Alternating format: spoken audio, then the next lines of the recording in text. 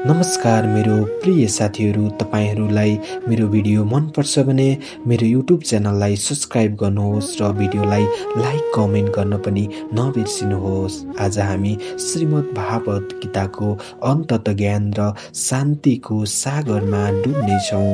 आरामसँग ओछ्यानमा पल्टनुहोस्, आफ्नो दुवै हातलाई शरीरको छेउमा ढिला छोड्नुहोस् र बिस्तारै आँखा चिम्लनुहोस्। एउटा लामो सास लिनुहोस् र बिस्तारै बिस्तारै छोड्नुहोस्।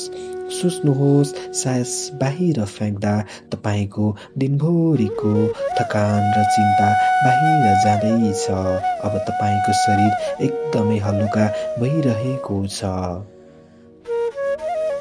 भगवान कृष्ण भन्नुहुन्छ, चिन्ता किन गर्छौ? तिमीले के लिएर आएका थियौ र के गुमायौ?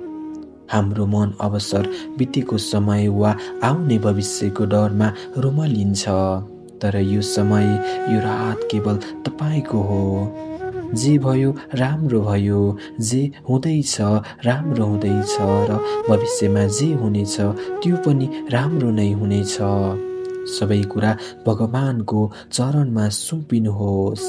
अब तपाईँको मन एउटा शान्त तलाउ जस्तो स्थिर हुँदैछ। गीताको सार के हो भने, कर्म गर, फलको आश नगर।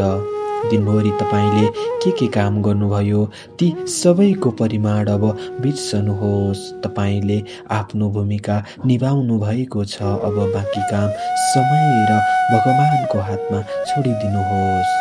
आफैलाई भन्नुहोस्, मैले आफ्नो तर्फबाट प्रयास गरेँ। अब म शान्त छु। फलको चिन्ताबाट मुक्त हुनु नै पहिलो गहिरो निन्द्राको ढोका हो। मेरो प्रिय साथीहरू, श्रीकृष्ण भन्नुहुन्छ, आत्मालाई न त हतियारले काट्न सक्छ, न आगोले जलाउन सक्छ।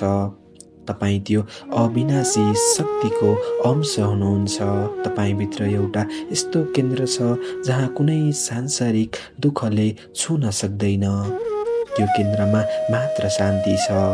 त्यो शान्तिलाई महसुस गर्नुहोस्। तपाईँ सुरक्षित हुनुहुन्छ, तपाईँ मुक्त हुनुहुन्छ, तपाईँ चिन्ता मुक्त हुनुहुन्छ। अब सबै तनावहरूलाई बिस्तारै बिस्तारै हटाउँदै हटाउँदै जानुपर्छ। अब आफ्नो ध्यानलाई आफ्नो सासमा केन्द्रित गर्नुहोस्। प्रत्येक साससँग तपाईँ भगवानको दिव्य प्रकाशमा समाहित हुँदै हुनुहुन्छ। म को हुँ? म शान्त रूपको आत्मा हुँ। मेरो को छ? मेरो भगवान हुनुहुन्छ। सबै विचारहरू बिस्तारै बिस्तारै हराउँदैछन्। अँध्यारो रातको यो शून्यतामा तपाईँ निकै गहिरो निन्द्रामा डुब्दै हुनुहुन्छ। तपाईँको मन अब एउटा समधुर लोरी सुन्दै निदाउनेछ। सुत्नुहोस् गहिरो निन्द्रामा। शुभरात्रि।